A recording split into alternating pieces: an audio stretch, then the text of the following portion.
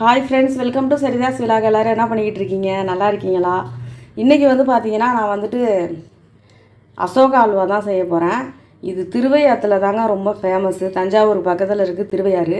இந்த திருவையாறு எனக்கு எப்படி தெரியும்னாக்கா, எங்கள் நாத்தனாரை அங்கே தான் கல்யாணம் பண்ணி கொடுத்துருக்கோம். திருவையாறுக்குள்ளே பொன்னாவரைன்னு ஒரு ஊரில்.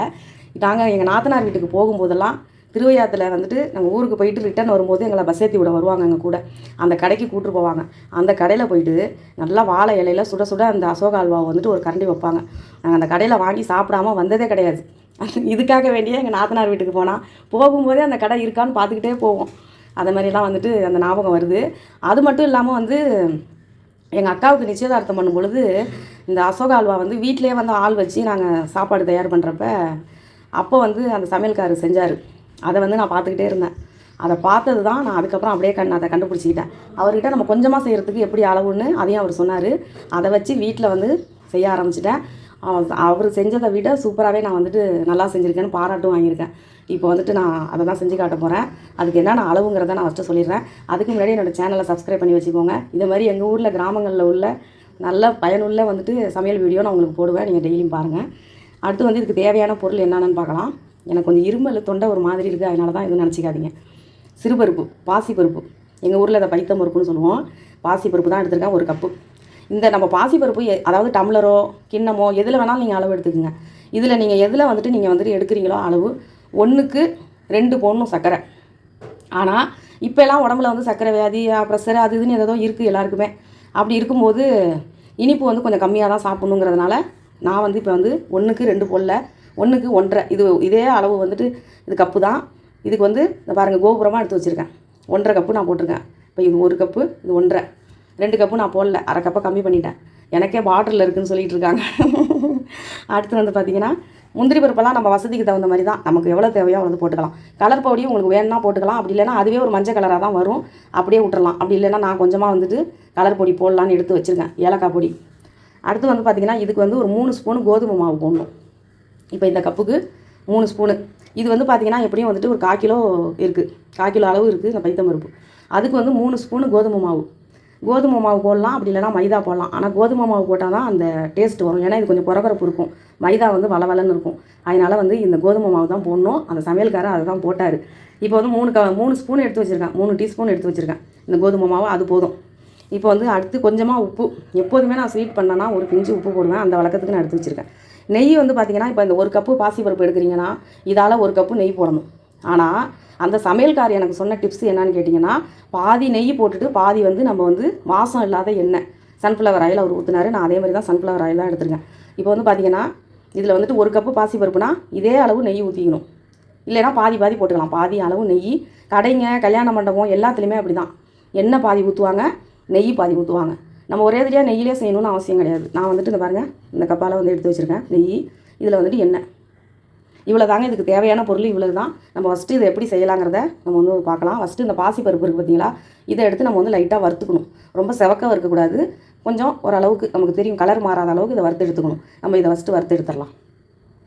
இந்த கோதுமை மாவு எதுக்காக போடுறாங்க அப்படின்னாக்கா, ஒரு பெயிண்டிங் மாதிரி மேலே, அதாவது பாசிப்பருப்பை மட்டும் போட்டாக்கா அந்த ஒரு அல்வா பதத்துக்கு வராது. இந்த கோதுமை மாவு அதில் கலக்கும் பொழுது நல்லா அது பாலிஷாக பார்க்குறதுக்கு ஒரு சைனிங்காக அழகாக இருக்கும். சாப்பிட்றப்ப டேஸ்ட்டும் கொஞ்சம் நல்லா எடுத்து கொடுக்கும். அதுக்காக தான் அந்த கோதுமை மாவு கொஞ்சமாக போடுறாங்க, அவ்வளோதான். மற்றபடி வேறு எதுக்காகவும் இல்லை. இப்போ நம்ம பாசிப்பருப்பை வறுத்துக்கலாம். நல்லா இது மாதிரி அடிகனமான பாத்திரமாக நம்ம எடுத்து வச்சு செய்கிறதுக்கு வச்சுக்கணும். நான் ஃபஸ்ட்டு இந்த பாசிப்பருப்பை வறுத்துக்கிறேன். நல்லா வறுக்கும் போதே உங்களுக்கு வாசம் வரும். நல்லா வாசம் வருது. இப்போ நம்ம இதை எடுத்து வேறு பாத்திரத்தில் மாற்றிடலாம். பாருங்கள், நான் குக்கரில் தான் வேக வைக்க போகிறேன். இப்போ கழுவிட்டு வந்துடலாம் அந்த பாசிப்பருப்பை. பாருங்கள், நல்லா கழுவிட்டு வந்துட்டேன். இப்போ பாசிப்பருப்பு நம்ம எந்த கப்பில் எடுத்தோமோ அதால் நல்லா 3 கப்பு தண்ணி நம்ம ஊற்றிடலாம். இதால் 3 கப்பு தண்ணி ஊற்றிடலாம். பாருங்கள், 3 கப்பு தண்ணி ஊற்றிட்டேன். கொஞ்சமாக உப்பு போட்டுடலாம் இப்போவே. அவ்வளோதான். இப்போ இதை நல்லா ஒரு மீடியம் ஃப்ளேமில் வச்சு, ரொம்ப ஹையில் வச்சு வேக வைக்க வேணாம், கொஞ்சம் ஸ்லோவாகவே வச்சுக்கலாம்.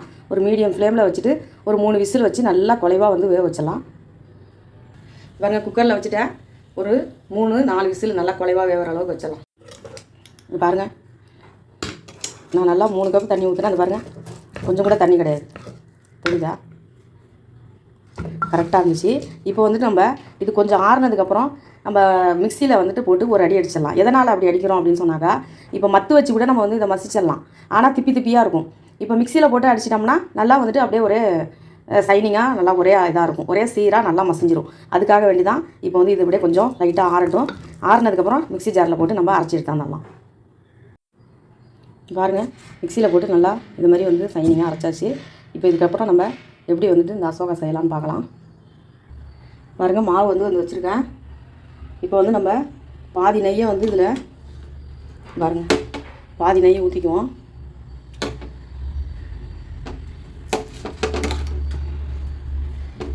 இப்போ வந்து இந்த முந்திரி பருப்பை வந்து நம்ம இதில் வறுத்து எடுத்துக்கலாம்.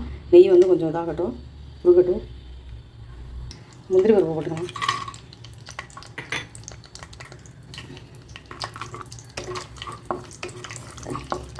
முந்திரி கொஞ்சம் வறுவப்படட்டும். இதை எடுத்துடலாம். முந்திரியை வேறு பிளேட்டில் மாற்றிக்கலாம். அதை முந்திரியை பிளேட்டில் மாற்றிக்கிட்டாச்சு. இப்போ இந்த கோதுமை மாவை இதிலே போட்டு அப்படியே நம்ம வறுத்தலாம். அடுப்பை வந்துட்டு அப்படியே லோ ஃப்ளேம்லேயே வச்சுக்கோங்க. நல்லா வாசம் வரும் உங்களுக்கு, இது வறுபடுறது கோதுமை மாவு வறுக்கிற வாசம்.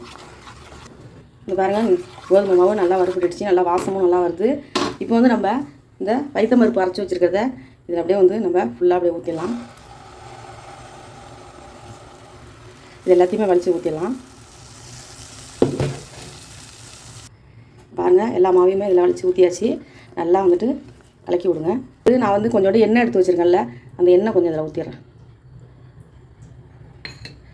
நல்லா வந்து அப்படியே கலக்கி விடுங்க. இப்போ வந்து கலர் பவுடர் கொஞ்சோண்டு கலக்கி வச்சுருங்க. உங்களுக்கு தேவையான அளவு ஊற்றிங்க. உங்களுக்கு வேணான்னா கூட நீங்கள் ஊற்ற தேவையில்ல. நான் இப்போ தான் கலர் பொடி போட்டிருக்கேன், இதையும் கலக்கி விட்டுறலாம். பாருங்கள், நல்லா கலக்கி விட்டாச்சு.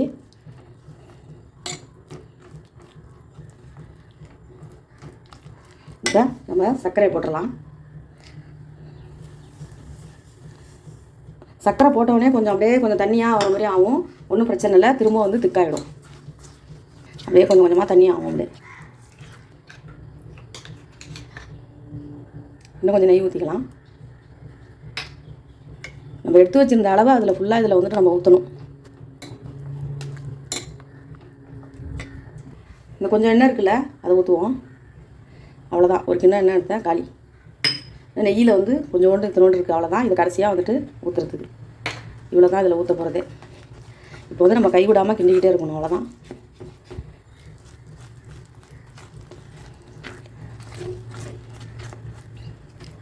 பாத்திரமும் அது மாதிரி உங்களுக்கு வந்து நல்லா அடிக்கனமான பாத்திரமாக வச்சுக்கோங்க.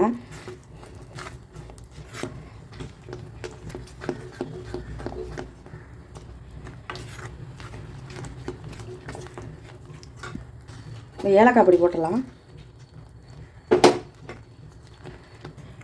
நம்ம ஊற்றின நெய் எண்ணெய் எல்லாம் வந்து பிரிஞ்சு வரும், அப்போவே நமக்கு தெரியும். அது வரைக்கும் வந்து கைவிடாமல் கிண்டணும். இது கிண்டுறதுக்கு எப்படியுமே 10 நிமிஷம் ஆகிடுங்க நமக்கு. நான் வந்துட்டு 5 நிமிஷம் தான், 2 நிமிஷம் தான், போய் சொல்ல மாட்டேன். பார்த்திங்களா, நம்ம ஊற்றின நெய் எண்ணெயெல்லாம் இப்படி பிரிஞ்சு வருது பாருங்கள். இதாங்க கரெக்டான ஸ்டேஜ். அது சைடில் தெரியுது அவங்களுக்கு பிரிஞ்சு வர்றது. அவ்வளோதான், இந்த ஸ்டேஜில் வந்து நம்ம இறக்கிட வேண்டியதான். தெரியுதா உங்களுக்கு? நம்ம ஊற்றின நெய் எண்ணெய் எல்லாம் பிரிஞ்சு வருது பாருங்கள். இப்போ நம்ம வந்து ஸ்டவ்வை ஆஃப் பண்ணிடலாம். இப்போ வந்து இந்த முந்திரி பருப்பை போட்டலாம். கடைசியாக அதில் ஒரு ஸ்பூன் இருக்குல்ல நெய், அது கொஞ்சமாக வாசத்துக்கு. அவ்வளோதான். இப்போ ஸ்டவ்வை ஆஃப் பண்ணிடலாம். அவ்வளோதாங்க, அசோகா அல்வா செஞ்சாச்சு. பாருங்கள்,